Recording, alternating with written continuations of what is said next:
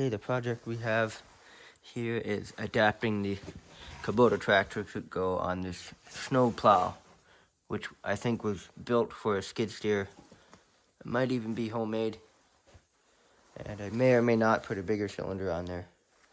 I did some work to this before. I welded a triangle in here and I welded that up because that was cracked and it was falling apart.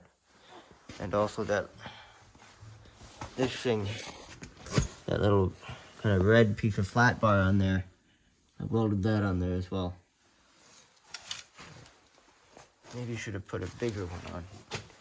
And also I got to make a little ramp, an angle piece to go in there. And yeah. So what I need to do is I need to cut a section out of here and cut this thing off on both sides with the plasma cutter.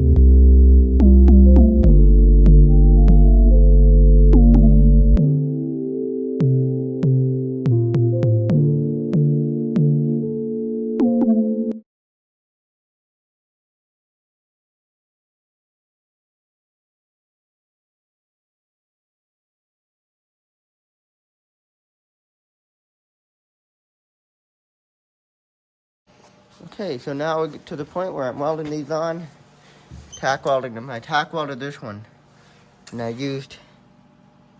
had these handy to use, but I just used a bar to get them in there, or to get everything straight. The plate is flat with this.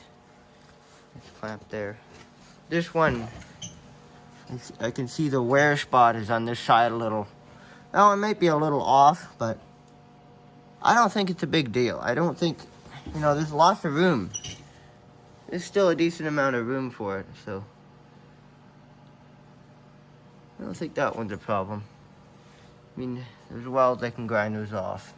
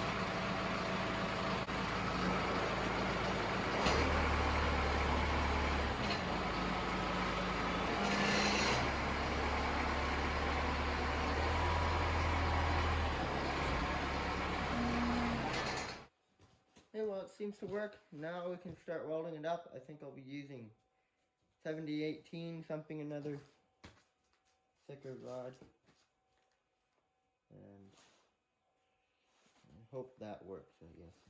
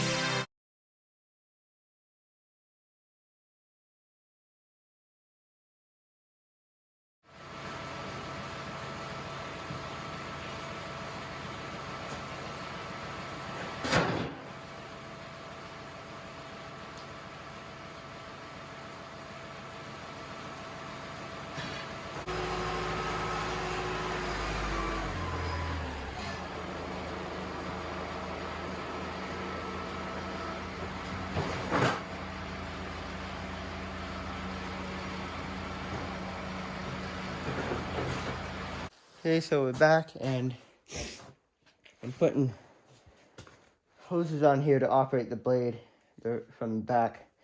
And so I could not get that. This is the wrong fitting. It has to be changed to the female fitting. And so I'm using this as a torque because I can't turn those by hand. They're really tight. And this thing is, they have rubber on them so it doesn't slide anywhere. That fitting is loosening off there. And I still can't turn it by hand. I don't know why it's so tight on there.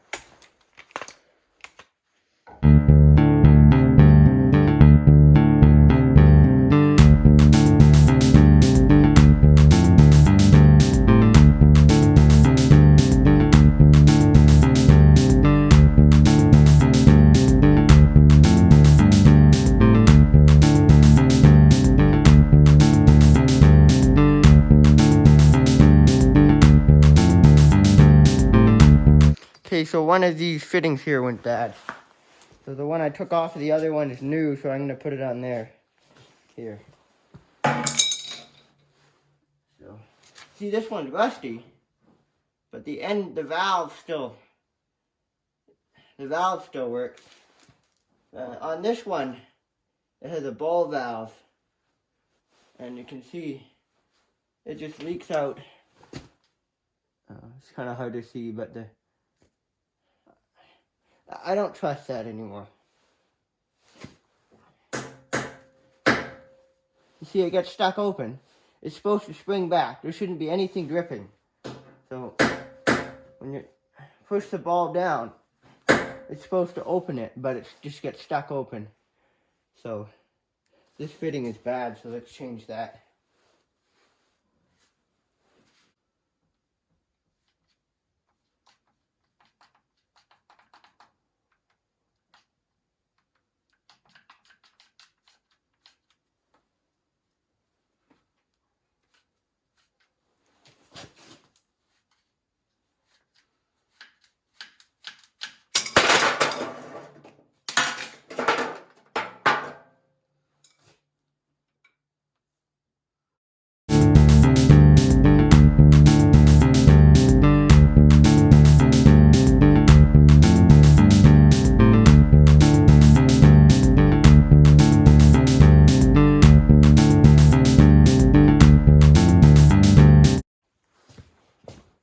So I got a couple pieces of wire here. Wire is pretty good stuff for everything. It's quite useful. This is not fencing wire. This is just, I think, thinner utility wire. No, I've had a problem where if you don't tie these back, sometimes these things will actually get crushed between the cylinder and the loader. And that happened on the 99, and it's destroyed 2 pairs of these. So make sure you tie these back, because these can be a problem. Where if they're quick couplers, you can mount them on the loader or down here somewhere. Like on a 108, they're mounted in a safe place. Okay, so we got the hoses here. This twist is actually a good thing, because then it kind of stays out of the way. That's not a problem. I think that'll be fine. Now they're up, they're not going to get crushed anywhere. And so these lines go all the way up here, through there, up here, and down over to the back. I was kind of thinking these might fall and then get tangled here, but they don't really want to. They don't want to move because those are there, and also the door is kind of holding them in. So I think that's good. And then this is your hydraulics, and then the control is in the cab. So the control I'll be using. Now some tractors have a control on the loader. You push a button, and then the valve for the loader has a valve for that, for the whatever you have on the front. But it seems efficient. Don't buy it. Don't get the button that does that, because my uncle has done that with our 99 and it doesn't even work. And it has not worked forever. So don't buy the, like, what it is it's an electric switch. I think this tractor might even have the button on there. But it's an electric switch that operates a valve, and you can have a quick coupler. So then the tilt control would operate the tilt of the blade side to side, and then you push the button again and it goes back to the tilt of the loader. But that's a screwy design. That we had that on our 99 Kubota and it doesn't work. So what I'll just be doing is I'll just be using this control to tilt the blade. I'm used to using that on the grapple bucket as well. So that's what we do, and then that's all manual. There's nothing weird about it. No electrical solenoid garbage. So this is a manual. This is a manual control that goes to a cable that goes back to the hydraulic header. I mean, it's these new tractors. It's stupid how much stuff is just electric and junk. Like, I've heard these things sometimes don't even work because they're electric. But on all of our tractors, they work fine. Now, this thing is kind of stupid. These here, I don't know what that's, that changes gears. It's a problem because when you sit down, your leg bumps it. They put these switches way too weird. And also another thing is, on our 99 Kubota, the throttle's down here. I think this throttle should be right here, or at least the 3-point hitch thing should be over here somewhere, because you get the throttle mixed up with the 3-point. They're the same, they're a problem. And also, one thing I actually did to this tractor is, I kind of forgot how I did it, but I made an extension in here. So the shuttle, if you look up 141 Kubota, you'll see that the shuttle was way under here. So they expect you to put your hand under the steering wheel, operate that shuttle stupid design, where this here is a lot more like our older Kubotas. So I modified that. Okay, so I'm gonna put this stuff away and let's take this thing and let's give it a try and see if it works.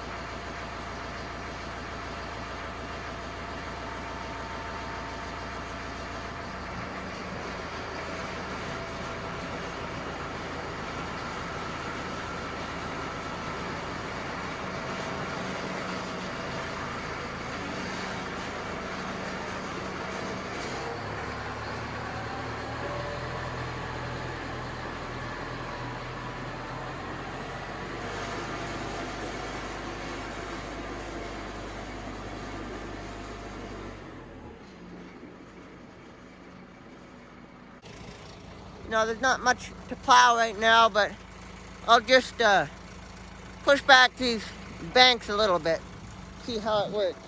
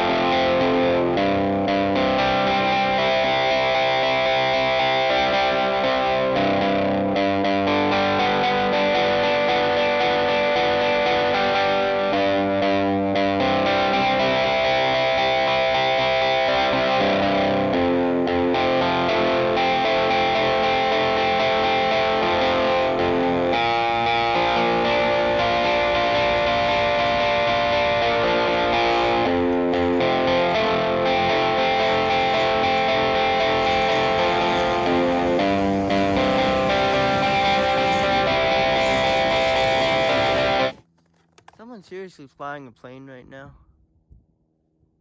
Yeah, someone's flying a plane. Oh, there's a light up there.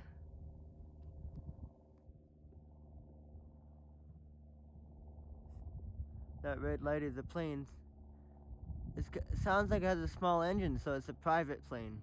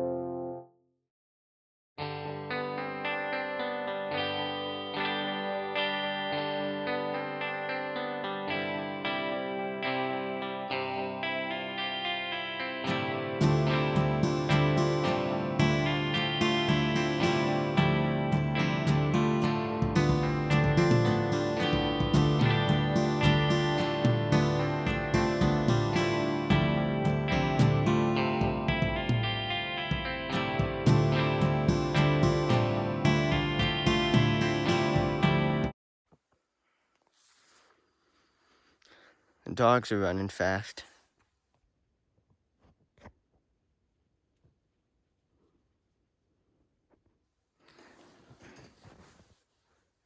Snow falls off that roof when the sun heats it up.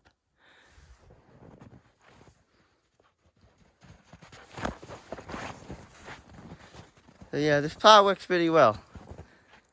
But this year was a lot of snow and some of it was kind of hard.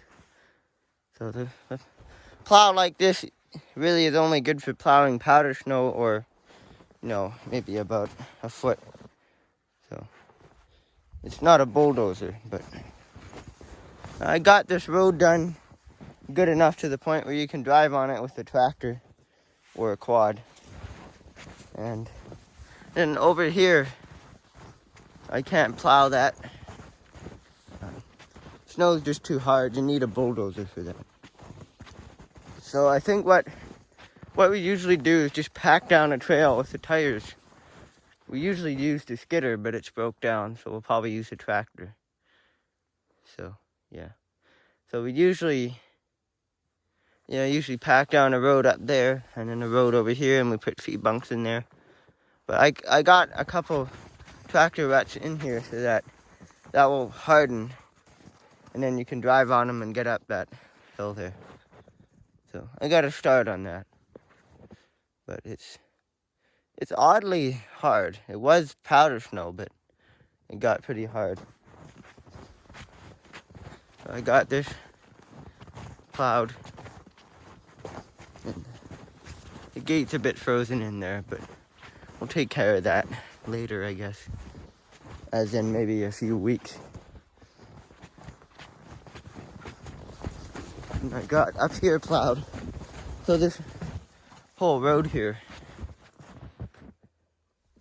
plowed pretty nicely.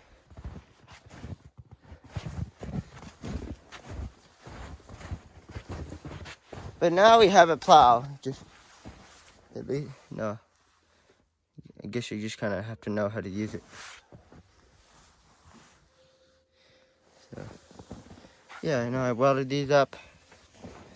I didn't solid weld them. Didn't think I needed to. And I think that's fine like that. These aren't perfectly straight, but I think it works okay. So yeah, now this plow works. That cylinder definitely needs to be bigger if I can find one. I'll worry about that later. Right now, there's not a lot of plowing that needs to be done. This was kind of the only thing I could think of.